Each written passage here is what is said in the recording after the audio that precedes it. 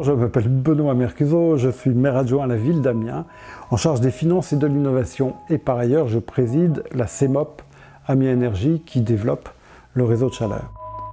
La ville d'Amiens, on l'aime parce qu'elle est magnifique, on l'aime aussi parce qu'on y vit incroyablement bien. Et pourquoi tout ça? Parce qu'il y a la nature qui est présente. Et donc on tient vraiment à préserver ça, d'où l'intérêt qu'on a porté à développer un réseau de chaleur, le développer et puis le rendre le plus vert possible. Dans quelques semaines, on sera avec un réseau de chaleur qui fonctionne avec plus de 60% d'énergie renouvelable et de récupération. Et puis à terme, je n'ai aucun doute, on arrivera à un réseau qui soit 100% renouvelable et de récupération. Le réseau de chaleur, il va fonctionner avec de l'énergie de récupération, donc récupérée dans les autres sorties de la station d'épuration, et puis en même temps avec une chaufferie biomasse. À terme, ce réseau chauffera l'équivalent de 19 000 logements.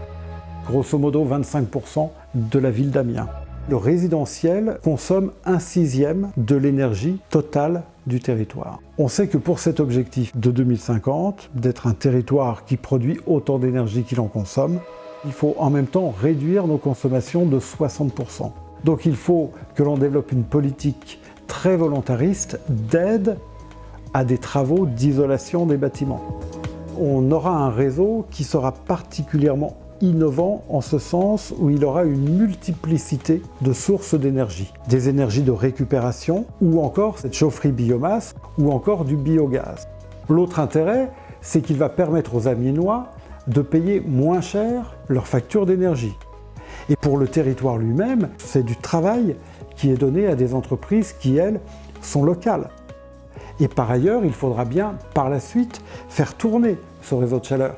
Aujourd'hui, on mesure ça entre une quinzaine, une vingtaine d'emplois pérennes, durables, qui vont être créés sur le territoire. Franchement, moi j'ai le sentiment qu'on ne peut pas faire mieux. Alors parlons argent. Ce projet nécessite un investissement de globalement 60 millions d'euros pour simplifier. On a obtenu des subventions très importantes du Fonds Chaleur, à hauteur d'une vingtaine de millions d'euros. On a obtenu des subventions complémentaires pour une plus modeste part de la région et puis pour le reste de l'Europe à hauteur de 4 à 5 millions d'euros. Sans l'Europe, le projet n'aurait pas trouvé son équilibre économique. Mais quand même, à cette période où on est très attentif à la défense de l'environnement, l'Europe, au nom de la libre concurrence, nous est demandé de supprimer le rayon à l'intérieur duquel on souhaitait que soit prélevé le bois que l'on utilise pour nos chaufferies. Et très honnêtement, ça ne me paraît pas complètement cohérent du point de vue de la défense de l'environnement. Nous sommes tous amenés à réfléchir et c'est finalement enthousiasmant. Voilà, ça va nous donner des ailes. Et après tout, nous sommes tous connectés.